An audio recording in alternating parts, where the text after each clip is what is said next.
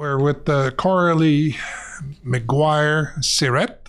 And Coralie, I understand that you're the executive director of ONWA, which means Ontario Native Women's Association. Is that correct? Yes, that's correct. So the first question is, what role do Aboriginal women play in family and community health? Indigenous women are central to our communities. They are our future generations. Indigenous women have one of the most important roles in our community as community leaders, and also for sharing knowledge and traditions and culture and history with our future generations, with our children as the life givers of our community. So Indigenous women are central and key to healthy communities. And so when our women are healthy in our communities, our families are healthy, our communities are healthy, and then we have a healthy nation is the extended piece to it. So many of our Indigenous societies started off as a matriarchal society, which placed the leadership values of women were central and key, as they were the knowledge holders, and they also controlled the community's economy for the benefit of the entire community. It was not an individual based society, but a community society that was for the betterment of the entire community. And so women were held in high esteem and in high praise for their leadership roles. And so we're looking at within a historical context, that Indigenous women were central and key to our communities as leaders. And so when you're looking at the role shift and paradigm that we have today, you can see how our women have been removed from those leadership roles due to colonial violence and colonization and all of those other systemic pieces that have happened over the years. And so we need to get back to reinstating our role as leaders in the community, and for our role as mothers as well needs to be reinstated, as it's our inherent right as mothers in that gender-based perspective of raising our children and within our culture and passing those traditions and being those knowledge holders once again for our future generations. In your point of view, are there a research gap that exists when it comes to defining the conditions of health of Aboriginal women? There's many research gaps within when you're looking at Indigenous women. You know, the major piece that I see is looking at our resiliency. And, Indigenous women and our communities are always being researched by outside society from a deficit based. And so research with Indigenous women must be for the benefit of the woman and the community. That's, key and foremost, and that needs to be taken into consideration. And there's numerous research gaps out there, as, majority of the research out there has not taken on a culturally relevant gender-based analysis of the research to look at the impact that research is going to have on the woman. So ONWA has been working on developing a research framework right now, and we're also currently in the process of doing research and curriculum development of Indigenous women's stories designed and developed by Indigenous women.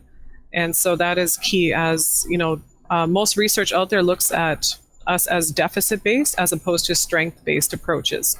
We have to be able to acknowledge the history and acknowledge and validate our past experiences, but we must also look into the future in order to have that positive strength-based approach to research. That's key. So, Coralie, how would Aboriginal women's increased involvement in health research impact, say, for example, healthcare programs or services or policies? Yeah, it's key. Indigenous women have the strength and knowledge of our history and our culture, which guides us and directs us in order to have that most valuable impact. But what another piece that must be taken into consideration is informed consent. And so when you're looking at what is informed consent, especially when you're looking at status Indians that are designated underneath the Indian Act, the Indian Act places status Indians as children of the state, essentially through the federal government under, I can't remember what the new name is, basically the former Indian and Northern Affairs Canada. They now have Indigenous Affairs Canada, or whatever their new name is, essentially being children of the state. When you're looking at it from a legal perspective, you have to look at how can a child give informed prior consent prior to the research taking place. And through the Indian Act system, you can't. You would have to seek out prior informed consent from the Minister of Indian and Northern Affairs through the Indian Act system. And so when you're looking at, there's a whole lot of pieces that relate back to research that need to be looked at seriously prior to research being done. And so that is why we need to have Indigenous women leading and guiding the research for the benefit of Indigenous women. That's where change is going to happen, and that's where we can remove those socioeconomic barriers and begin to look at the strengths of the woman in order to address the deficits. So if we'd improve this, we had a better database on the conditions of women's health, how would that impact their families and so on? A database on Indigenous women's health? Everything is within the funding criteria, per se, from the federal and provincial levels. You always have to have a business case of proving what you're saying, of proving your voice and proving all of these factors. And so when you begin to collect that data that is based off of what the communities have been saying, you have initiatives like the current inquiry into missing and murdered Indigenous women being able to occur as a result of that fact gathering, data gathering process. So when you had NWAC create the first database on looking into missing and murdered Indigenous women, we now were able to advocate for a national inquiry in order to look into the seriousness of the issue.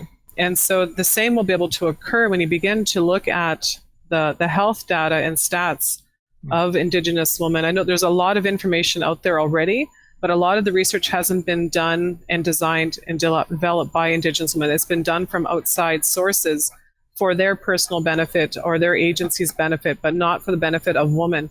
Yeah. And so that's why you need to have that framework set up, that all research must benefit the community. You must do no further harm when you're doing research. And so that's why we have to look at research being done in a culturally safe way that has a gender analysis to it.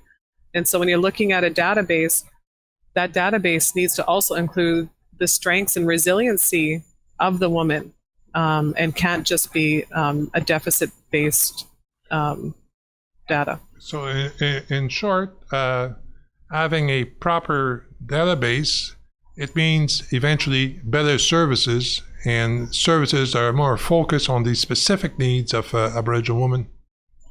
Yes, you have to. That's where the needs and looking at the service provision is key to that. That the current service formula for funding has been based completely on intervention services. It's always based off of for instance, if you look at the current child welfare situation and the funding of major corporations for the apprehension of our children, and there's no similar funding for the intervention and prevention of that occurrence. Yeah. And you look at the funding of the justice system and the prison system, and then you have better health outcomes. If you could imagine this, when an Indigenous woman is housed in a prison system, Because why is that? You look at that she has first and foremost stable housing.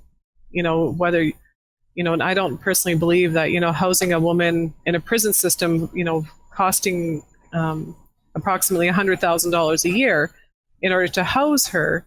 If the government was able to put that funding more into long-term sustainable housing in order to support her in the community, $100,000 can buy you a university education. Mm-hmm. As we all know, that's key in order to escape violence and escape poverty. That's right. And so that's the importance of looking at the entire aspect of health, from all 7 aspects of health. Okay. Let me take you to another plane now. When we talk about reconciliation, so in your view, what does reconciliation look like when it comes to Aboriginal women's health? Indigenous women, first and foremost, must have reconciliation with ourselves. That is key in order for us to reconcile with the entire community.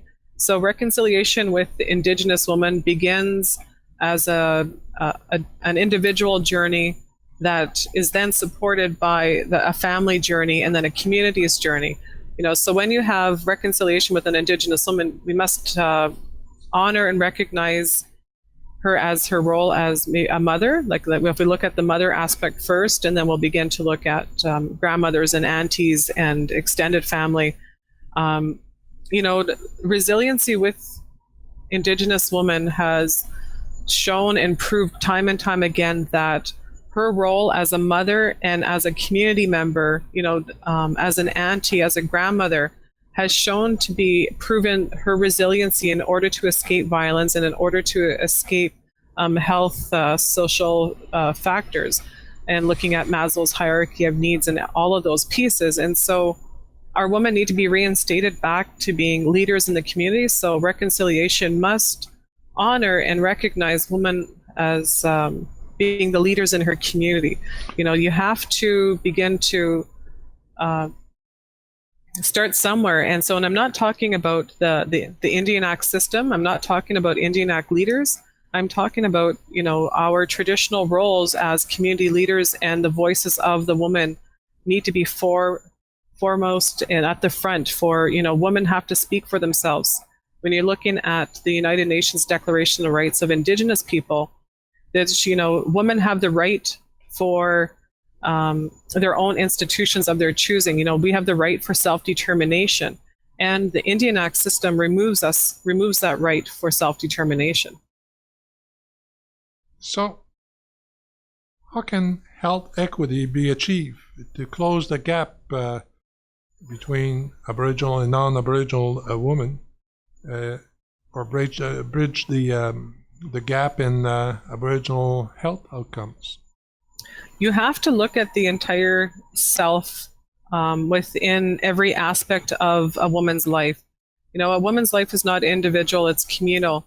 And so they say it takes, a community to raise a child. It is the same situation. It took a community in order for the current situation to occur. And so it's going to take an entire community to achieve equality and equity. And so we have to begin to look at not just the physical aspects of health, but we have to look at the mental aspects of health, the physical aspects, and the cultural aspects, and all of those different pieces all combined together is how you're going to achieve equality and equity. We want to look at achieving both in order to have equality in our society. We need to begin to recognize that Indigenous women are facing a double-edged sword. They face racism for being Indigenous, and then we face sexism as a result of being a woman. And it doesn't even take into account our two-spirited sisters and our two-spirited brothers, and looking at that gender piece included within this entire spectrum of our lives. And so Indigenous women's health is foremost and in importance in order to begin to move to healthy communities once again.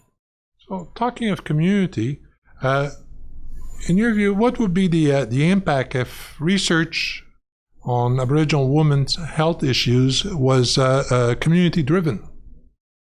That it needs to be from the community, but so the community also has, it must be including the woman.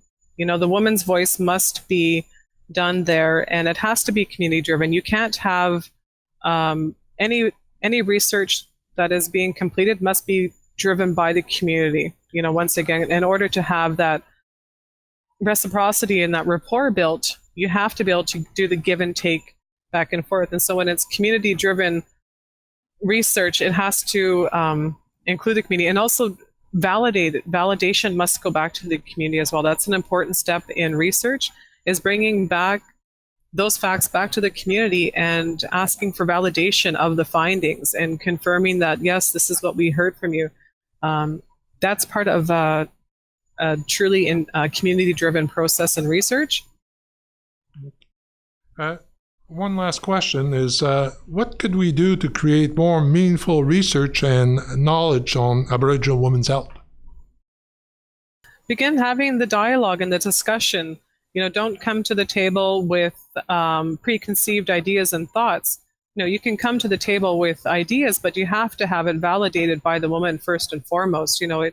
It has to come from that strength-based approach, and women need to be involved in the entire process from start to finish. You cannot just be piecemealed. And you also have to look at that rapport building and that reciprocity, making sure that informed consent is key and foremost, that people are coming to the table well informed over what's going on, and they need to have their voices heard throughout the research and be able to look at making sure that the benefits of the research is what women are asking for and what they're saying that their needs are.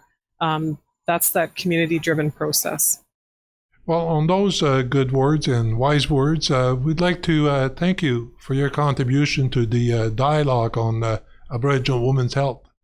You're welcome. Miigwech for having me today.